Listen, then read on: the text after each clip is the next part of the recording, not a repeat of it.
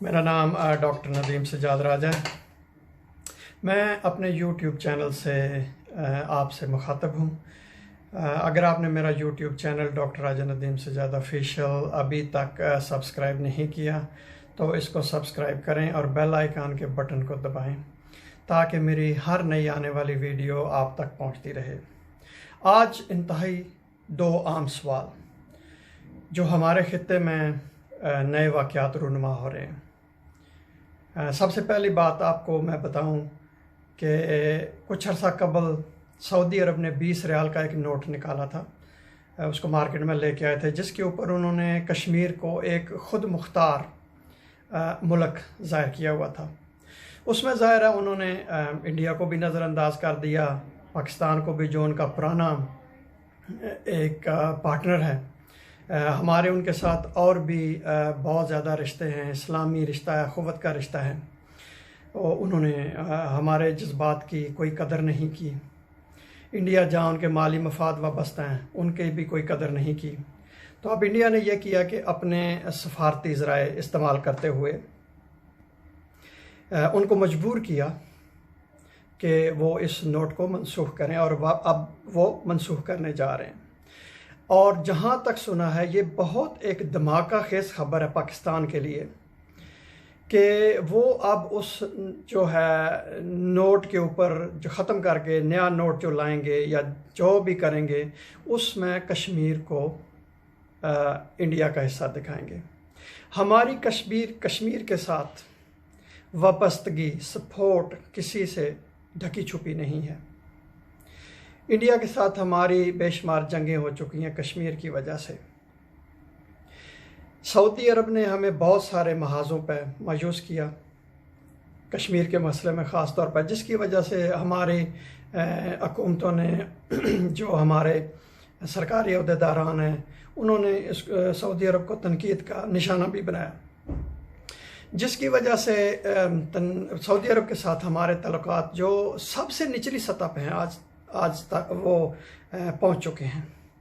उन्होंने जो पाकिस्तान को कुछ कर्जा दिया था वो भी वापस मांगा, जो तेल दे रहे थे उसमें भी उन्होंने कुछ नई शराइत रखी, कुछ इस तरह की बातें हुई। आपको एक बात याद रखनी चाहिए कि इंडिया के साथ उनके बहुत सारे माली मफाद वाबस्ता हैं। वहाँ उन्होंने रिलायंस में $15 बिलियन की इन्वेस्टमेंट की। उससे पहले $60 बिलियन वो ऑयल इंडस्ट्री में और दूसरी जो है ना फर्मों में वो इन्वेस्ट कर चुके हैं। फिर उसके बाद अक्टूबर में ये जो सारी बातें मैं आपको बता रहा हूँ, ये 10 अगस्त को जो एक जरीदा है 10 अगस्त 2020 में द इकोनॉमिक्स, उसने ये सारी बातें लिखी हैं जो रिलायंस वाली इन्वेस्टमेंट है। इंडियन वज़ीर आज़म ने अक्टूबर में सऊदी अरब का दौरा किया तो वहाँ उसको एक नया स्ट्रेटेजिक पार्टनर जो है ना वो ज़ाहिर किया, और बेशुमार मुआहदे हुए उनके कि वो कैसे एक दूसरे के साथ तावन करेंगे। तो पाकिस्तान को जो ये बात ज़हन में रखनी चाहिए कि अब नए इत्तेहाद वजूद में आ रहे हैं, नए इत्तेहादी बन रहे हैं।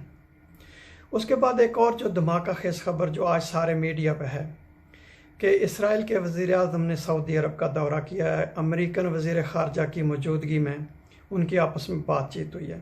अभी बातचीत की तफसीलात ज़ाहिर नहीं हुई, लेकिन इसमें कोई शक नहीं कि ख़ित्ते में नए इत्तेहाद बन रहे हैं।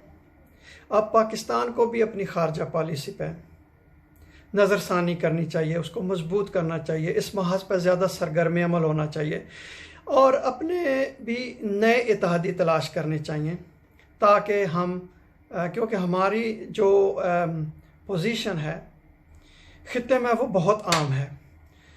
तो पाकिस्तान को इन महाज़ों पर सोचना चाहिए, ख़ास तौर पर नज़र रखनी चाहिए कि जो बढ़ती हुई दोस्ती है इंडिया की और सऊदी अरब की, या और जो तब्दीलियाँ रूनुमा हो रही हैं कि इसमें हमें क्या करना है, कैसे ज़िंदा रहना है।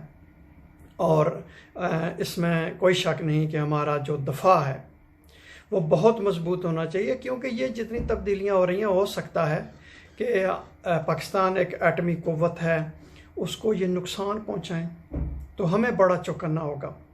मुल्क के हुक्मरानों को भी, जो आला हुकाम है उनको भी, और आवाम को भी बहुत चौकन्ना होना पड़ेगा। फिर हमें अपनी इकानमी बहुत मजबूत करनी चाहिए ताकि हम किसी के आगे हाथ ना फैलाएं और हम हर मुल्क के साथ बराबरी की सतह पर जाके बात कर सकें। हमें किसी के आगे झुकना ना पड़े अगर हमारी इकानमी मजबूत होगी, अगर हम एक मजबूत मुल्क होंगे। इसमें खाली हुकूमत का ही ये काम नहीं होता कि वो एक इकानमी को मजबूत बनाए या दिफा को मजबूत बनाए। आवाम को भी अपना हिस्सा डालना चाहिए और जो अपने हिस्से का काम है उसको करना चाहिए। ख़ास तौर पर वहाँ एक बहुत बड़ा मसला है करप्शन का। करप्शन मुल्क की जड़ें खोखली कर देती है। तो आपको ये चाहिए कि टैक्स दें, करप्शन ना करें, माली मामलात में दयानतदार हों। जिन लोगों की जो भी ड्यूटी है, जहाँ भी वो काम कर रहे हैं, वो अपना काम दयानतदारी से अंजाम दें ताकि हम एक मज़बूत मुस्तहकम मुल्क बन सकें और कोई भी दुश्मन जो है वो हमारी तरफ मैली आँख से ना देख सके। बहुत शुक्रिया।